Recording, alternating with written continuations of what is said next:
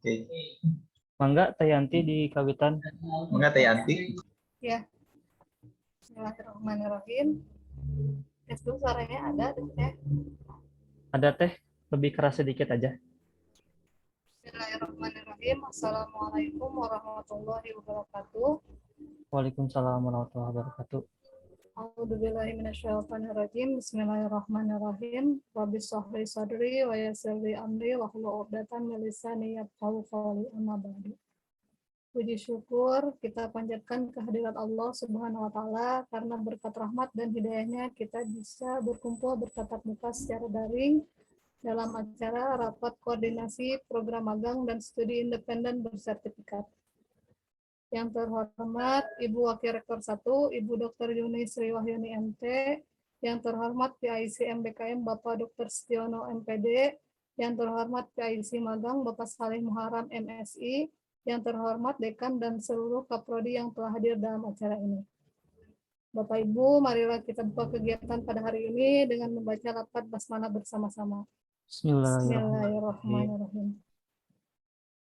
Sebelumnya, mari kita dengarkan lantunan ayat suci Al-Quran terlebih dahulu yang akan dilantunkan oleh Saudari Maya Natasha. Kami persilahkan.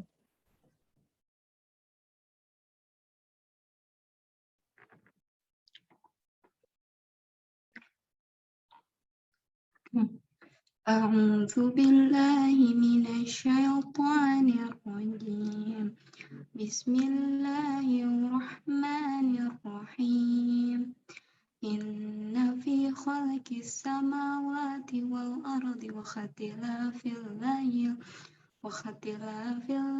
wan nahari la ayatin li ulil albab alladzina yadhkuruna Allaha qiyaman wa qu'udan wa 'ala junubihim wa yatafakkaruna fi khalqis samawati wal ardi Rabbana ma khalaqta hadza batilan subhanaka fakina 'adzaban nar. Rabbana innaka man tudkhilin nar faqad akhzaitah wa ma lidh-dhalimina min ansar. Rabbana innana sami'na munadiyan yunadi lil imani an aminu bi rabbikum fa amanna. Rabbana faghfir lana dhunubana wa kaffir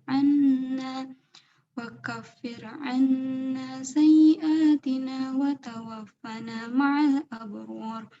Rabbana wa atina ma wa'adtana ala rusulika wa la tukhzina yawmal qiyamah innaka la tukhliful mi'ad. Shadaqallahul azim. Terima kasih kepada Saudari Maya Natasha. Semoga yang membaca dan mendengarkan mendapat amal baik dari Allah Subhanahu wa taala. Amin ya rabbal alamin. Baiklah, untuk mengefektifkan waktu, kita langsung saja memasuki kegiatan inti. Untuk Ibu Dr. Yuni Sri Wahyuni MT, kami persilakan untuk membuka kegiatan rapat koordinasi program magang dan studi independen bersertifikat. Waktu dan layar kami persilahkan. Ya, bismillahirrahmanirrahim. Assalamualaikum warahmatullahi wabarakatuh. Waalaikumsalam warahmatullahi wabarakatuh. Terima kasih Bapak dan Ibu semua yang sudah hadir di ruang Zoom meeting ini. Mudah-mudahan kita semua dalam keadaan sehat walafiat, ya, dan juga dikaruniai kemampuan untuk bisa tetap beraktivitas, menjalankan kewajiban kita dalam selama WFH ini. Bapak dan Ibu, ternyata setelah WFH ini pekerjaan kita itu sebetulnya banyak sekali, begitu ya, kegiatan kita banyak sekali. Walaupun kondisinya WFH dan terus diperpanjang, begitu ya, akibat adanya instruksi PPKM dari Presiden, yang wajib kita kita ikuti. Nah, tapi ternyata semua harus dialihkan ke posisi daring ya. Salah satunya sebetulnya dari sejak awal WFH ini tidak berhentinya harus melakukan banyak koordinasi ya. Walaupun sebetulnya tidak WFH pun Bapak dan Ibu, koordinasi daring ini lebih sering dilakukan ya, karena kita tidak menghindari yang namanya berkumpul, melakukan physical distancing, juga mengatur supaya kita tidak terlalu banyak bertemu dengan orang, begitu ya. Dan ini merupakan satu kebiasaan yang memang harus kita lakukan gitu. Nah, pada kesempatan siang hari ini Bapak dan Ibu, saya mungkin di sini dalam posisi untuk mengkoordinasi kebutuhan-kebutuhan yang perlu diperoleh oleh mahasiswa yang akan melakukan BKP, MBKM untuk magang dan studi independen. Yang PIC-nya ini adalah Bapak Salim Muharam yang sudah memberikan mendampingi lah sejak sosialisasi, pemahaman, bahkan melakukan beberapa kali pertemuan dengan mungkin juga dengan dosen pendamping lapangan. Kalau yang memang ada dosen yang melamar menjadi dosen pendamping lapangan kegiatan magang dan studi independen ini yang diselenggarakan oleh Dikti, dan terutama juga para mahasiswa. Sudah ada di sini data mahasiswa yang terdaftar dan diterima ya, di mitra ya, di mitra yang memang untuk mitra magang yang terdaftar di itu MBKM Kemendikbud ya, yang disetujui begitu. Dan ini akan segera berlangsung waktunya ya, nanti mungkin Pak Salih Muharam bisa menyampaikan beberapa hal, tetapi beberapa hal yang terkait dengan bagaimana mempersiapkan kegiatan untuk teknis ya, pelaksanaan dari magang itu sendiri sesuai dengan SOP kegiatan MBKM. Tetapi kalau dari sisi akademik sendiri adalah bahwa fakultas dan program studi ketika mahasiswa yang ada di unit kerjanya itu terdaftar sebagai peserta magang, dimohon untuk kemudian bisa melakukan pendampingan kepada mahasiswanya, khususnya untuk pendaftaran atau istilahnya itu pengaturan tentang KRS ya, KRS, karena magang ini kan harus 20 SKS ya, itu konversinya. Konversinya, rekognisinya itu harus maksimal 20 SKS, tetapi tentu saja ketika mahasiswa diterima di magang di salah satu mitra itu, dosen pembimbing, saya nggak tahu ini dosen pembimbingnya ada nggak ya, gitu ya. Tetapi yang jelas bahwa DPA-nya harus berperan aktif, ya, proaktif, dan ini bisa digerakkan oleh program studi sesuai dengan tupoksi DPA, bahwa mahasiswa ketika akan melaksanakan kegiatan magang dipastikan konversinya juga sudah terstruktur oleh program studi mahasiswa tersebut untuk bisa direkognisi ataupun dikonversikan nanti hasil kegiatannya kepada sejumlah SKS yang didaftar di dalam KRS itu. Nah, untuk KRS ini Bapak dan Ibu, sebetulnya bulan Agustus sudah mulai ya untuk kegiatan KRS-an untuk tahun akademik 2021-2022 itu kan sudah mau mulai begitu. Di kalender akademik yang lama pun itu sudah ada pembagian waktunya, bahwa kalau tidak salah itu tanggal 15 Agustus itu sudah mulai KRS gelombang 1 untuk mahasiswa lama begitu. Nah, artinya mahasiswa yang ikut magang kan itu pasti di atas semester 2 ya. Artinya ini termasuknya kategori mahasiswa lama yang mungkin untuk magang ini KRS-an itu harus distrukturkan oleh prodi, tidak mungkin oleh PIC. Ya, kalau PIC itu hanya mengawal kegiatan yang terkait teknis, tetapi dalam soal bimbingan terhadap capaian pembelajaran, capaian kompetensi, standar kompetensi yang diinginkan oleh program studi, itu tentu program studi yang lebih tahu CPL-nya harus seperti apa, begitu kompetensi apa saja yang harus diperoleh oleh mahasiswa di mitra selama melaksanakan magang, dan hasilnya itu akan dikonversikan oleh prodi ya ke mata kuliah yang ada berjalan di semester tersebut begitu. Nah, ini yang Bapak dan Ibu khususnya di program studi untuk kemudian menugaskan kepada DPA untuk secara cermat ya melakukan perwalian atau konsultasi akademik supaya mahasiswa itu betul-betul bisa memperoleh haknya dalam menggunakan opsi untuk bisa studi di luar prodinya, khususnya dalam kegiatan MBKM magang ini.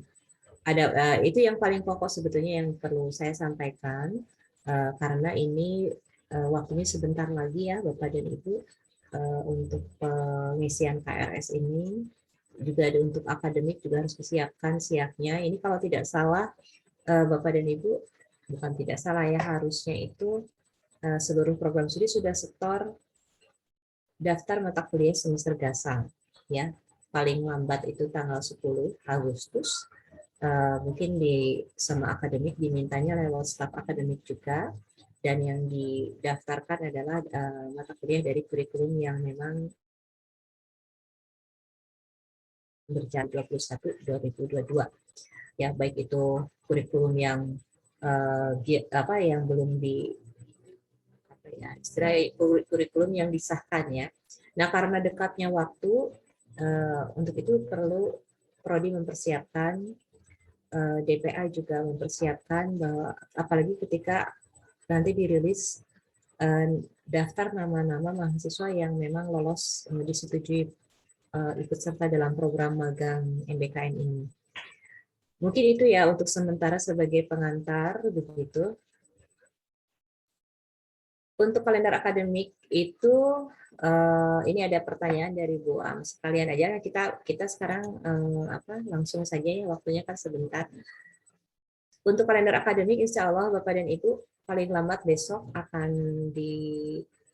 disebar. Sekarang sedang proses dulu untuk penyelesaian SK-nya.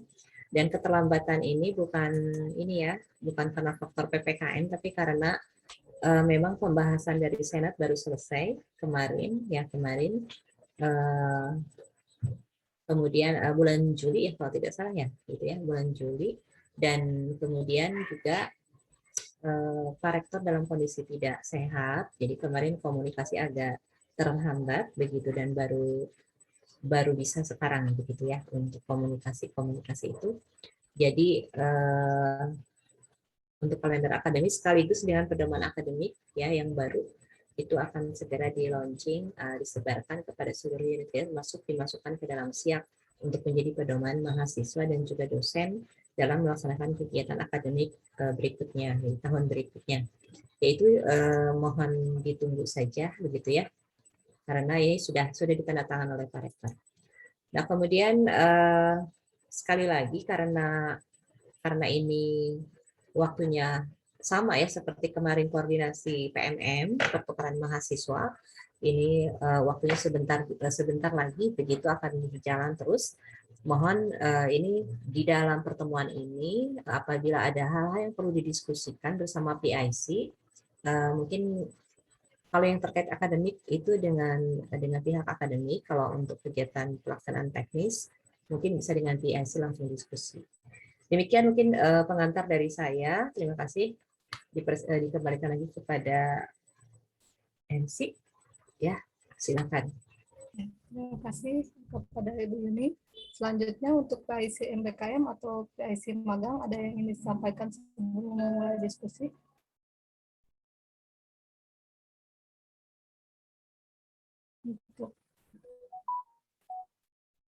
Mangga kepada Pak Salih.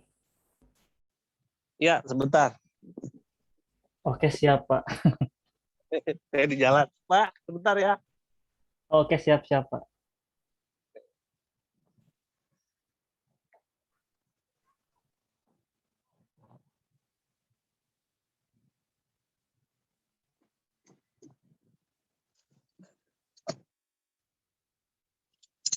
Baik.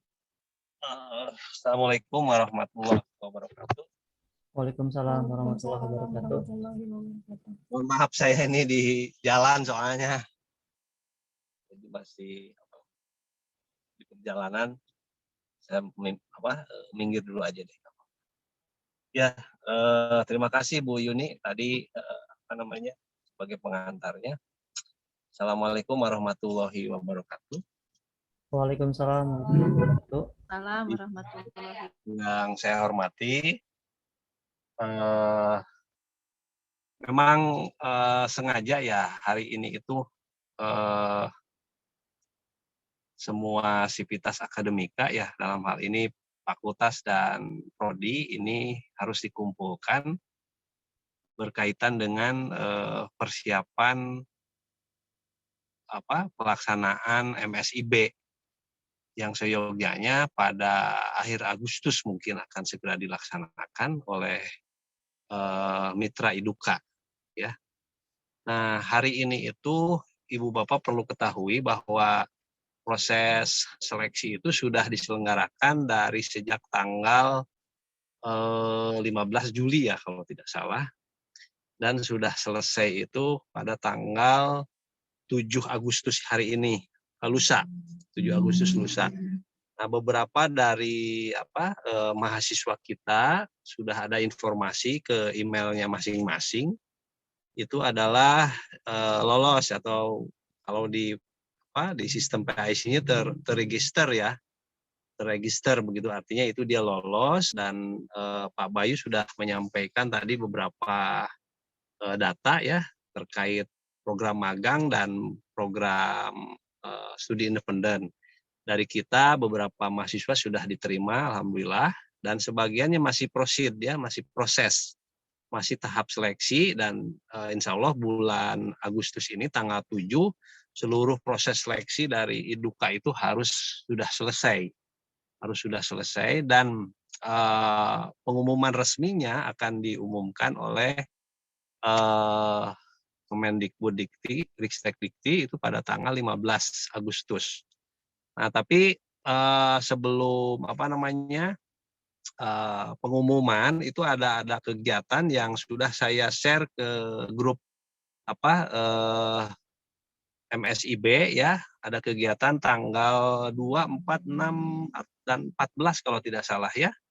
Itu adalah sharing discuss itu dengan mitra Iduka, kemudian Ristekdikti dan mahasiswa yang sudah lolos. Yang sudah lolos diterima magang maupun studi independen. Makanya mahasiswa yang hadir di sini yang sudah lolos ya wajib itu mengikuti kegiatan itu karena betul-betul di sana akan dijelaskan terkait juknisnya ya petunjuk teknis pelaksanaan magang maupun studi independen langsung oleh Iduka ya, oleh dunia industri dan dunia kerja. Nah, jadi jangan lupa itu harus diikuti. Nah, kemudian dalam perjalanannya sampai akhir ini memang mahasiswa Ibu Bapak ya perlu diketahui mungkin ada sekitar 400 lebih ya yang mendaftar program MSIB ini dan sebagian sudah diterima jumlahnya tidak terlalu banyak mungkin ya kurang dari 10%. Sisanya tadi masih proses. Cuman sayangnya ini banyak calon mahasiswa MSIB itu tidak pernah memantau atau mengontrol emailnya, padahal mereka ada balasan dari Iduka untuk terus mengikuti langkah-langkah proses magang maupun studi independen. Tahu-taunya begitu dibuka langkah-langkah yang harus ditempuh itu sudah lewat, akhirnya reject ya, akhirnya digugurkan oleh dunia industri itu atau oleh dunia kerja. Dan itu sangat disayangkan ya, kok bisa sampai seperti ini gitu ya. Jadi saya mohon calon mahasiswa MSIB yang hadir di kegiatan ini ada mungkin ya, ataupun tidak ada, nanti tolong disampaikan oleh fakultas maupun program studi selalu memantau begitu emailnya masing-masing gitu atau akunnya masing-masing, karena terakhir itu tanggal 7 Agustus. Mudah-mudahan ada berita baik melalui emailnya dan segera mengikuti langkah-langkah yang diminta oleh dunia industri atau dunia kerja ya untuk terregister menjadi mahasiswa yang terdaftar sebagai mahasiswa magang atau studi independen di mitra itu ya. Jadi seperti itu Ibu Bapak yang harus diketahui. Nah, kemudian yang berikutnya tadi seperti yang dijelaskan oleh Bu Yuni ya terkait administrasi akademik untuk kegiatan magang dan studi independen ini, memang banyak sekali yang perlu diketahui oleh fakultas, oleh program studi, kemudian oleh mahasiswa itu sendiri. Saya banyak menerima masalah-masalah, kebingungan-kebingungan dari mahasiswa ketika sudah lolos itu, Pak, ini bagaimana katanya. Saya ngisi KRS-nya gimana gitu. Kemudian saya kuliah tidak ya. Dan itu sudah saya jawab persis seperti yang saya sampaikan ketika saya melakukan koordinasi dengan PIC PMM ya Pak Nur ya atau Pak Novi kemarin malam kalau tidak salah. Sekaligus juga membahas masalah PMM. Jadi intinya mungkin nanti secara definitif oleh Bu Yuni tadi sudah dijelaskan mungkin ya, tapi saya bilang bahwa VIC MSIB hanya memastikan bahwa mahasiswa yang ikut atau lolos di program ini yang levelnya itu dia menempuh studi selama 6 bulan atau 1 semester dengan jumlah SKS yang ditempuh adalah 20 SKS. Nah, jadi mohon ini menjadi hak mereka. Ya, hak mereka harus ditunaikan kewajiban ini oleh pihak fakultas maupun prodi untuk merekognisi. Jadi kami hanya memastikan itu. Jadi mahasiswa menjadi nyaman begitu mengerjakan kegiatan ini. Kenapa nyaman? Karena kegiatan ini akan direkognisi sebanyak 20 SKS dan itu wajib. Jadi tidak boleh lagi nanti ketika selesai program ini dijalankan oleh mahasiswa itu timbul masalah-masalah teknis begitu ya. Nah, ini tidak relevan dengan mata kuliah ini. Ini tidak sesuai dengan CPL-nya. Macam-macam itu akan timbul. Nah, makanya saya berharap bagian akademik betul-betul menjelaskan ini bahwa dan menjamin bahwa kegiatan mereka itu harus direkognisi sejumlah 20 SKS atau 1 semester. Dan saya harus memastikan itu.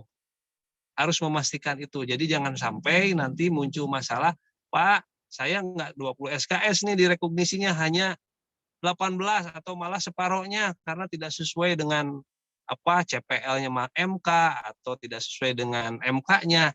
Nah, itu tolong betul-betul diperhatikan ya,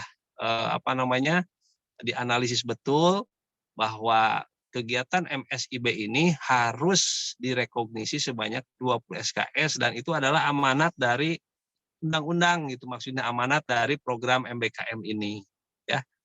Jadi itu saja yang bisa saya sampaikan kepada Bapak Ibu sekalian baik di fakultas maupun di program studi. Selebihnya nanti saya akan infokan tanggal 15 Agustus 2021 hasil dari keseluruhan mahasiswa yang diterima atau lolos di program magang dan program studi independen di beberapa industri yang menjadi mitra Ristek Dikti ya. Jadi seperti itu hari ini bisa saya sampaikan. Terima kasih atas perhatiannya. Wabillahi taufiq wal hidayah. Wassalamualaikum warahmatullahi wabarakatuh. Saya kembalikan ke Pak Bayu, mangga. Oh iya, saya mohon izin live ya karena ini saya lagi di jalan. Gak apa-apa ya. Ya. Gak apa-apa Pak Saleh. Oke, Bu Yuni, punten ya Bu Yuni. Oke. Ya, Sami nuhun ya. Mangga, assalamualaikum. Salam. Waalaikumsalam. Langsung aja ya Bapak dan Ibu. Ini kan undangan ini untuk koordinasi dengan fakultas dan program studi. Apabila ada hal yang mau ditanyakan terkait ini, soalnya mungkin agak ada bingung juga ini untuk kegiatan magang ini karena belum fakultas dan program studi belum pegang datanya ya mahasiswa. Pak Bayu. Belum Bu, belum ya. Soalnya pengumuman fixnya tanggal 7 Agustus Bu. 7 Agustus sekarang tanggal 5 ya. 2 hari lagi. Ya, 2 hari lagi. Jadi Bapak dan Ibu persiapan nanti mungkin tanggal 7 akan langsung di-share oleh PIC di grup UPP mengenai daftar mahasiswa yang fix lolos ya, lolos dan mitranya di mana, lokasinya di mana. Nah, kalau magang ini ada DPL-nya nggak, Pak Bayu? Ada pendaftaran DPL-nya nggak? Nggak ada kayaknya. Kalau nggak salah langsung dari pihak sananya Bu. Langsung dari pihak mitra ya? Ya, yang membimbingnya. Ya, berarti di sini mahasiswa akan mengikuti, jadi berarti di program MBKM ini, di program magang MBKM ini, mahasiswa itu lebih banyak akan bisa berinteraksi dengan pembimbing lapangan dari mitra Bapak dan Ibu ya. Nah, karena itu mungkin Bapak dan Ibu bisa menugaskan DPA-nya masing-masing, sementara kalau misalkan tidak, kecuali kalau program studi punya program bahwa seluruh mahasiswa magang ada DPL-nya, menugaskan DPL-nya di program studinya sendiri. Kalau tidak, misalkan oleh DPA-nya langsung, sekaligus juga DPL dari pihak universitas ya, ini untuk kemudian menimbang berkomunikasi dengan mahasiswanya untuk melihat kompetensi apa di mitra yang ditawarkan, sehingga bisa dilihat kira-kira untuk mata kuliah yang akan berjalan bersamaan dengan waktu kegiatan magang ini, konversinya apakah 100%, apakah 20 SKS-nya bisa dikonversi, bisa direkognisi, atau perlu ada tambahan misalkan dengan perkuliahan 1 atau 2 mata kuliah ya. Jadi program rekognisinya tetap berjalan sesuai pedoman rekognisi yang ada di dalam MBKM yang sudah pernah disosialisasikan. Itu yang mungkin yang paling pokok. Kalau Bapak dan Ibu mau bertanya atau mau diskusi sekarang, dipersilahkan mumpung masih ada waktu kita berdiskusi hal-hal yang mungkin masih belum clear, belum jelas begitu ya. Terutama ini kalau tadi Pak Sari sih menyampaikannya dari sisi PIC mengelola program ya, berhubungan dengan komunikasi dengan pihak Dikti, mengikuti jadwal yang disiapkan, tetapi kita di internal ini di mana mahasiswa kita akan magang, kita harus betul-betul mempersiapkannya dengan baik. Dipersilakan Bapak dan Ibu, ada yang raise hand atau izin Bu.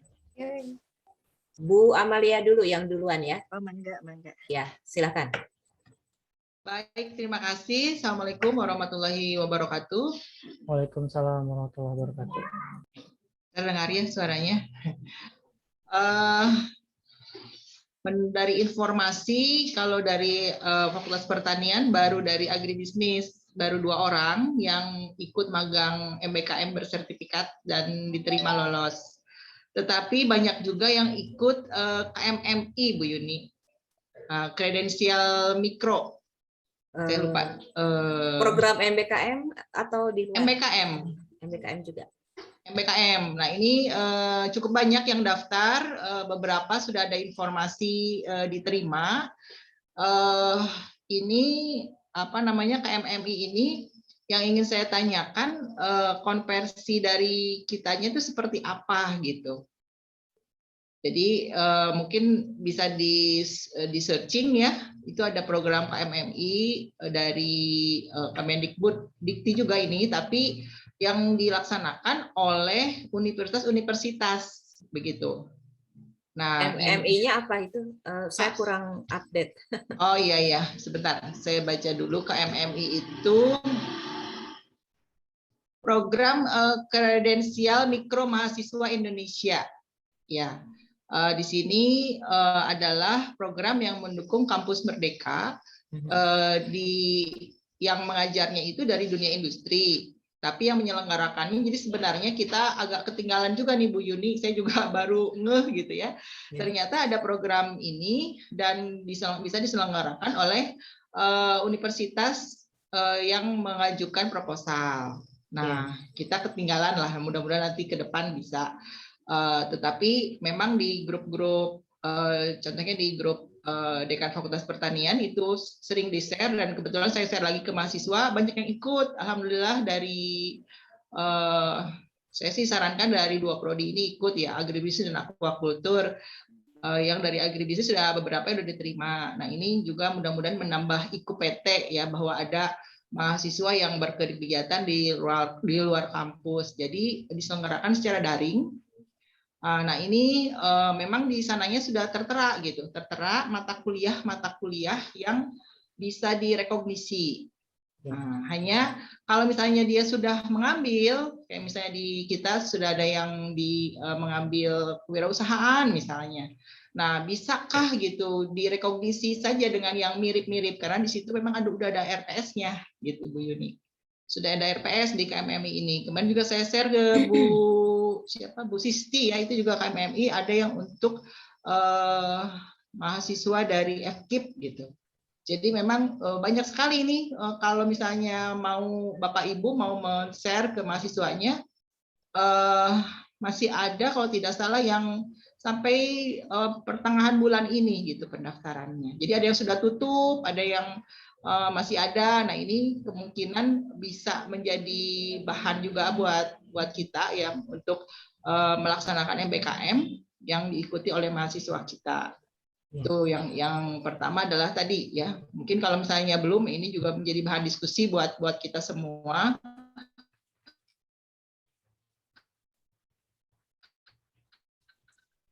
Seperti apa ya untuk rekognisi yang bersertifikat yang programnya Kemendikbud Dikti. Ini juga memang kebanyakan mahasiswa semester akhir ya yang sudah diterima gitu. Itu mahasiswa semester akhir dan KRS-nya memang tinggal sedikit lagi. Nah,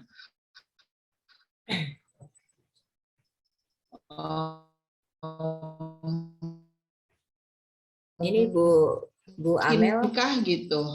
Dan apa ya? Ininya apa jaringannya agak putus-putus ya. Oh. Aduh, iya. Ya, jadi intinya seperti itu sih. Baik, saya bisa menangkap, mudah-mudahan ya bisa menangkap apa yang disampaikan Bu Amelia.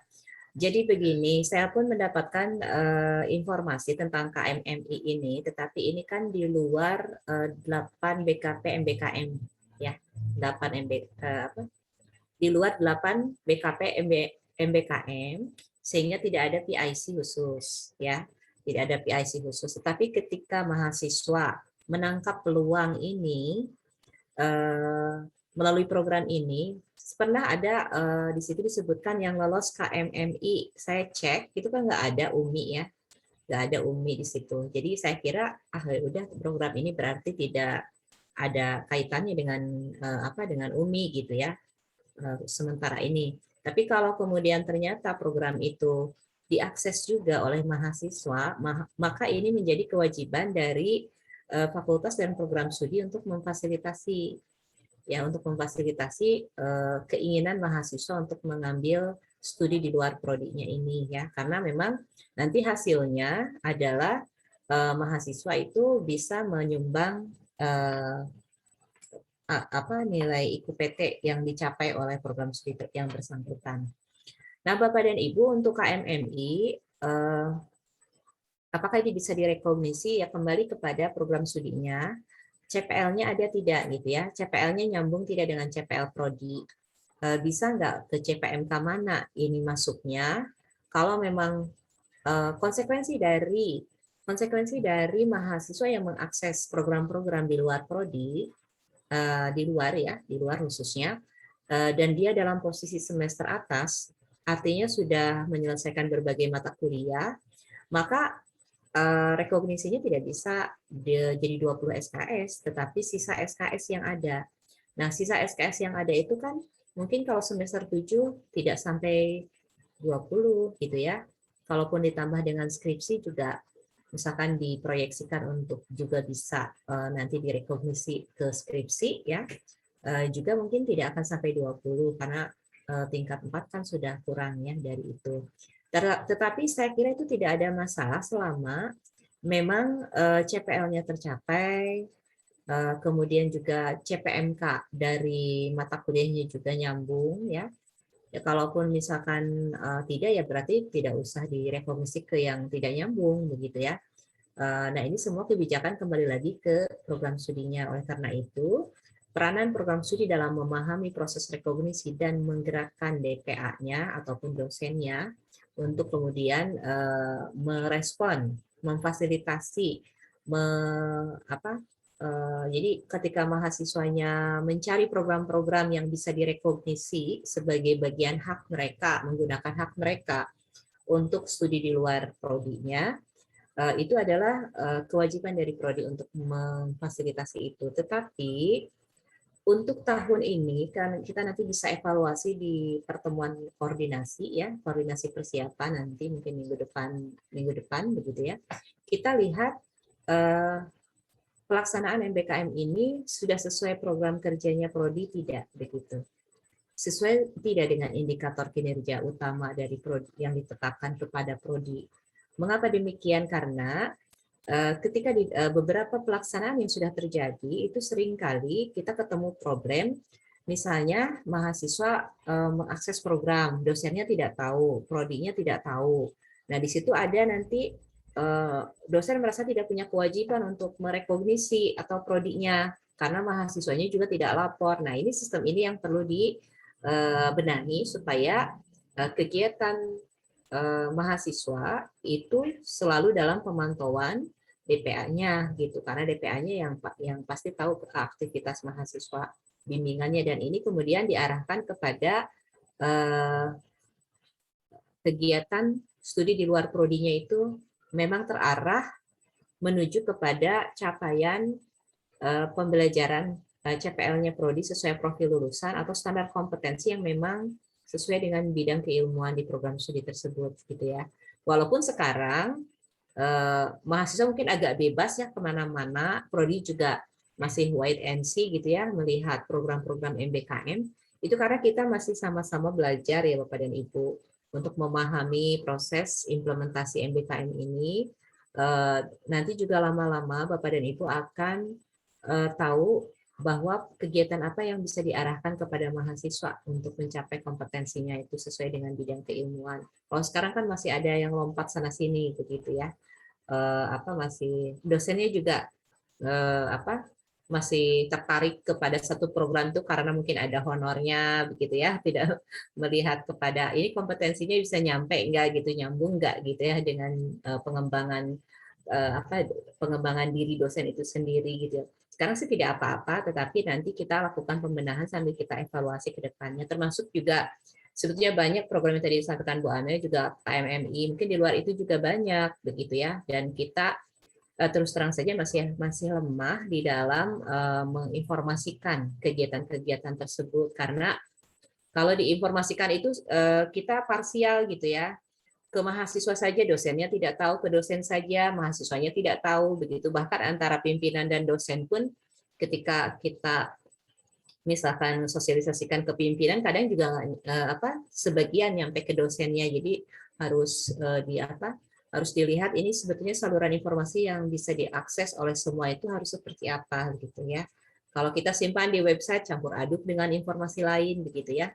Nah, ini yang sedang kita benahi, mudah-mudahan nanti kita sedang membangun ini ya Bapak dan Ibu, sedang membangun pusat informasi atau sistem informasi kegiatan MBKM ya. Jadi nanti mungkin sekarang semua aksesnya ke laman Kemendikbud, tetapi bagi yang tidak berkesempatan untuk mengakses itu bisa menyelenggarakan sendiri dengan menginput programnya di sistem informasi MBKM, dan itu bisa diakses oleh seluruh mahasiswa kita yang memang sudah punya minat untuk memanfaatkan haknya belajar 3 semester di luar program studi gitu ya.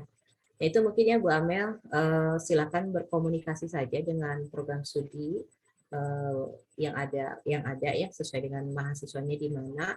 Lihat CPL-nya selama itu bisa diadopsi, bisa diakui oleh CPL-nya, menyentuh CPL-nya yang ada, saya kira tidak ada masalah itu direkognisi begitu dari program apapun. Gitu. Mungkin itu ya Bapak dan Ibu, Bapak dan Ibu Amel khususnya dari saya, mungkin itu yang bisa disampaikan. Mungkin yang lainnya dipersilakan, tadi ada yang raise hand. Ya, atau turun Bu Yuni. Ya, Bu Sisti Ya. tadi yang sudah mau menyampaikan, Bu Reni Mulyani ya yang tadi sudah Iya. minta ya, mangga Bu. Mohon hatur nuhun Bu Yuni. Assalamualaikum warahmatullahi wabarakatuh. Saya hanya usul saja, Bu. Saya senang gitu ya, banyak mahasiswa UMI yang ikut kegiatan MBKM ini. Namun di bawah ini Bu ya, mahasiswa kita itu banyak yang galau gitu ya, mereka cemas gitu ya bagaimana mengikuti MBKM ini. Kemarin kalau dari kimia kita sudah mengumpulkan mahasiswa itu disampaikan oleh Ketua Prodinya Bu Hajah Lela ya, bagaimana cara KRS, kemudian nanti konversinya itu seperti apa. Nah, namun mahasiswa ini setelah diberikan pengarahan juga masih bingung gitu. Saya sih usulnya Bu, supaya ada persamaan semua mahasiswa yang ikut MBKM ini seumi itu sama gitu ya. Saya sih mengusulkan bagaimana dari pihak akademik atau UPP ini menyampaikan langsung kepada mahasiswa gitu. Jadi mahasiswa itu itu bisa sama gitu di dalam pemahamannya. Ya, jadi itu Bu yang saya usulkan dari pihak UPP atau akademik ini bisa menyampaikan langsung kepada mahasiswa itu. Terima kasih Bu. Hatur nuhun Bu Reni atas masukannya. Nah, ini juga yang kami sebetulnya pikirkan. Kita juga tetap memantau untuk kegiatan MBKM yang tadi sudah saya sampaikan, dilihat apa sih yang perlu difasilitasi, apa kekurangannya, itu kita berusaha sambil berjalan, sama seperti Kemendikbud juga merancang program ini sambil berjalan, tidak langsung 100% persiapan lalu tinggal menjalankan, tidak, mereka juga ya. Karena kita ini sama-sama baru ya, sama-sama baru. Nah, beberapa tahapan yang sudah kami lakukan dari akademik adalah menerbitkan sudah mensosialisasikan dan menerbitkan pedoman rekognisi ya dari MBKM, mungkin dari kegiatan informal dan sebagainya, itu dari kegiatan kemahasiswaan yang non akademik begitu ya. Jadi sebetulnya itu sudah menjadi panduan umum yang sudah disosialisasikan kepada semua.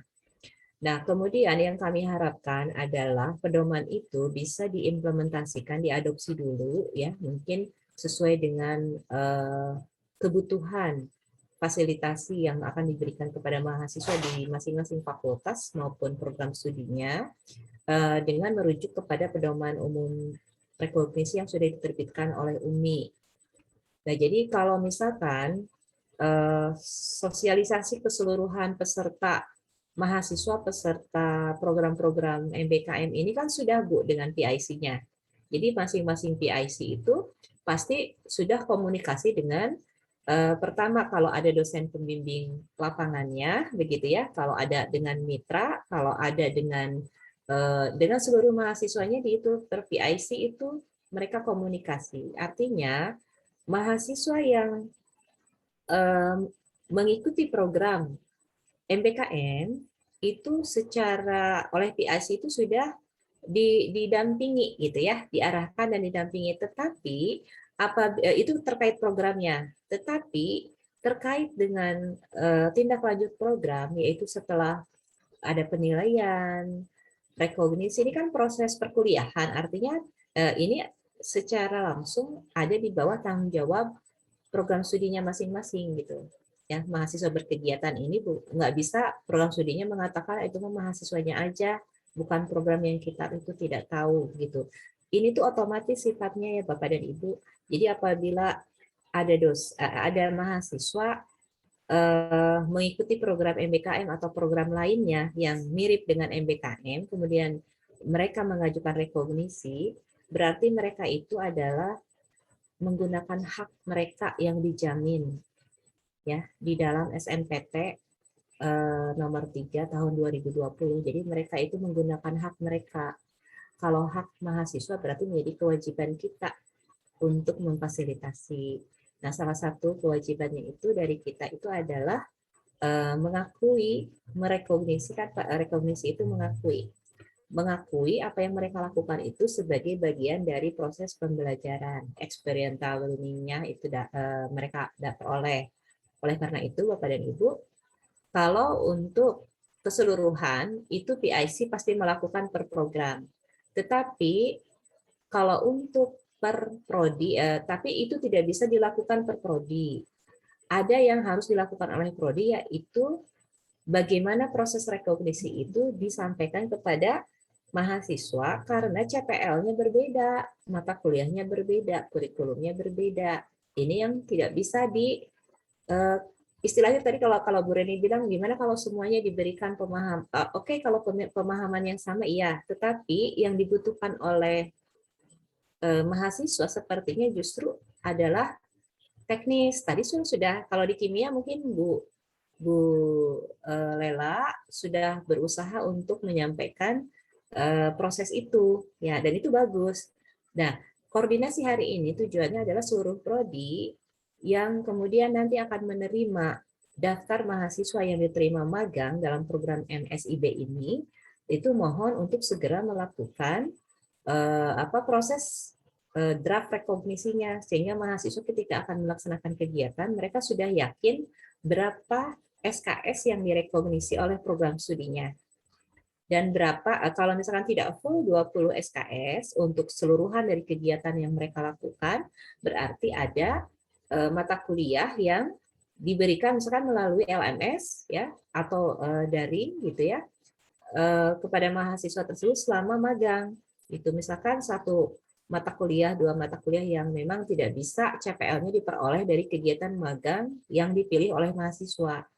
Karena pada dasarnya mahasiswa juga ketika memilih magang di mana, mitranya di mana, lokasinya di mana, itu harusnya mahasiswa itu juga tidak lepas dari konsul dulu kepada DPA-nya. Nah, proses itu yang saya mungkin masih, apakah DPA-nya ada terlibat nggak sih dalam mengarahkan mahasiswa itu memilih magang di mana gitu dengan mitra yang mana gitu ya, karena itu peranan DPA sangat penting gitu untuk memantau proses studi dari mahasiswa yang menjadi tanggung jawabnya gitu ya Bu Reni ya.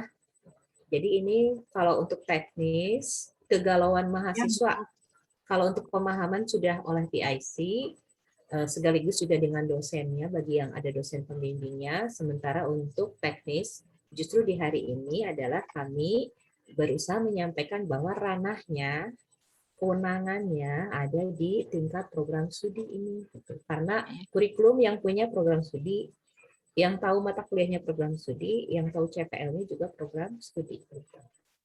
Oh iya Bu, satu lagi, kemarin itu ada mahasiswa yang bertanya, kalau rekognisinya itu di mata kuliah yang semester ganjil itu bisa nggak Bu? Kan mereka sekarang ambilnya di semester genap. Kalau misalkan ada yang dikonversi di semester ganjil itu boleh nggak? Boleh. Beda semester. Beda semester. Jadi gini, ketika mengambil satu kegiatan apapun itu ya, bukan hanya magang saja, apapun itu kegiatannya, kemudian ternyata CPL-nya itu tidak semuanya teradopsi di semester yang bersangkutan, tapi justru beda semester, bahkan beda tingkat, Bu. Misalkan yang ikut magangnya semester berapa? 6 misalkan gitu ya. Tapi CPL-nya itu masuknya di mata kuliah semester 7. Ya, udah beda semester, beda tingkat juga. Apa boleh? Ya, boleh itu, Bu. Jadi nah, makanya kenapa DPA-nya itu harus paham betul yang mahasiswanya ikut MBKM enggak, ikut kegiatan di luar prodi enggak, supaya bisa terlihat terselamatkan gitu CPL mereka itu. Itu ya. Ya, baik Bu Yuni, terima kasih.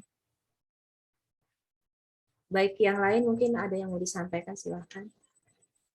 Ada yang mau bertanya atau mau menyampaikan hal di luar ini juga boleh ya, kalau ada kaitannya dengan perbaikan sistem MBKM. Bapak dan Ibu dipersilakan. Tadi ada yang raise hand, Bu Lela. Dipersilakan Bu Lela. Ya, makasih Bu Yuni. Saya hanya memperjelas aja ya, karena mungkin ini masih terkait MBKM, cuman beda program yang PMM, yang rekognisi, karena ada mata kuliah yang di semester genap itu ya. Jadi boleh ya Bu ya yang direkognisikan ke semester genap ya Bu ya? Boleh Bu. Beda semester, beda tingkat boleh, tapi administrasinya harus ada dasarnya. Ya. Jadi kalau KRS-annya mah mungkin dia semester ganjil kan ya, karena kita kan nggak buka KRS semester genapnya. Mungkin nanti nilainya dimasukkan di semester genapnya gitu kan ya Bu ya? Ya, jadi kalau misalkan sekarang bisa direkognisinya hanya tidak semua mata kuliah, hanya semester ganjil saja, sementara ada sisanya CPL bisanya di semester genap. Itu silahkan tapi jangan lupa KRS gitu. Karena tapi KRS-annya ada di semester genap gitu Bu. Iya, KRS-an di semester genap gitu, mata kuliahnya itu kan ada di semester genap, berarti kan nilainya nanti akan masuk di semester genap pada saat mereka kontraknya di semester genap gitu kan ya? Ya betul Bu. Ya. Tapi mahasiswanya harus diingatkan suka lupa itu. Ya, udah saya ingatkan ya. Makasih Bu. Ya.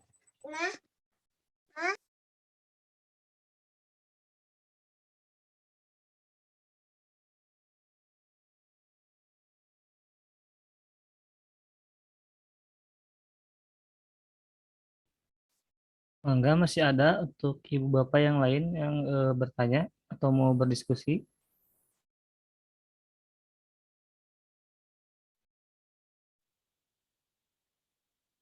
Ya, kalau sudah tidak ada, mungkin saya coba untuk menegaskan kembali bahwa secara prinsip MBKM itu memfasilitasi hak mahasiswa untuk studi di luar prodi. Ya, sebanyak 3 semester maksimal dan alokasi SKS-nya 20 sampai 60 SKS. Nah, kemudian Bapak dan Ibu yang kedua adalah PIC yang ditugaskan oleh universitas atau yang ditunjuk itu di setiap program itu memandu mulai dari pendaftaran begitu ya, memandu sistem. Nah, jadi memandu implementasi sistem. Tetapi Bapak dan Ibu di program studi mohon diingat ranah dan kewenangan rekognisi ada di program studi. Dan itu peranan DPA tadi. Kenapa saya bilang DPA? Karena DPA yang akan ingat mahasiswa kontraknya berapa, semester berapa, yang tersisa. Misalkan mahasiswa punya tabungan CPL dan nilai sudah ada yang perlu diinputkan di semester di atasnya, begitu ya. Itu pasti DPA yang ingat. Gitu.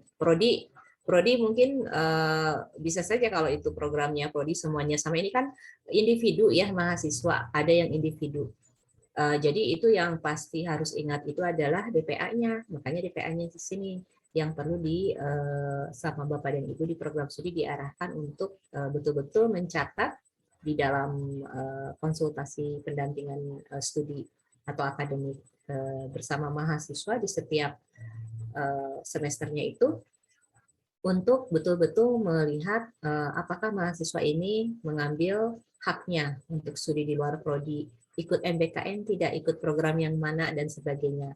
Harusnya dari awal itu DPA proaktifnya mengarahkan mereka untuk betul-betul tadi mencapai CPL-nya prodi dalam kegiatannya itu. Yang kedua adalah mencapai standar kompetensi sesuai bidang keilmuan. Nah, ini yang paling penting peranan DPA itu.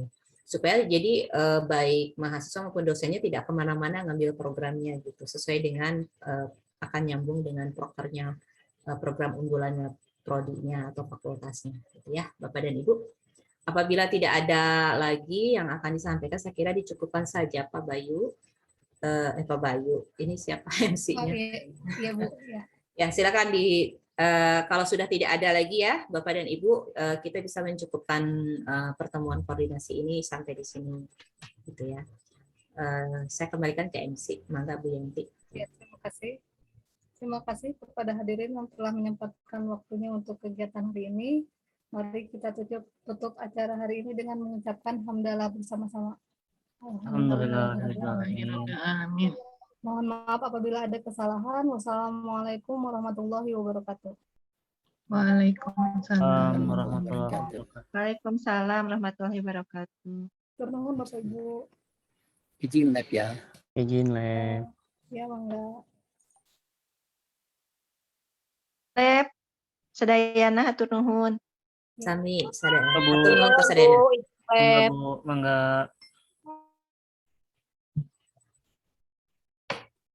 Atur nuhun. Sami-sami Bu.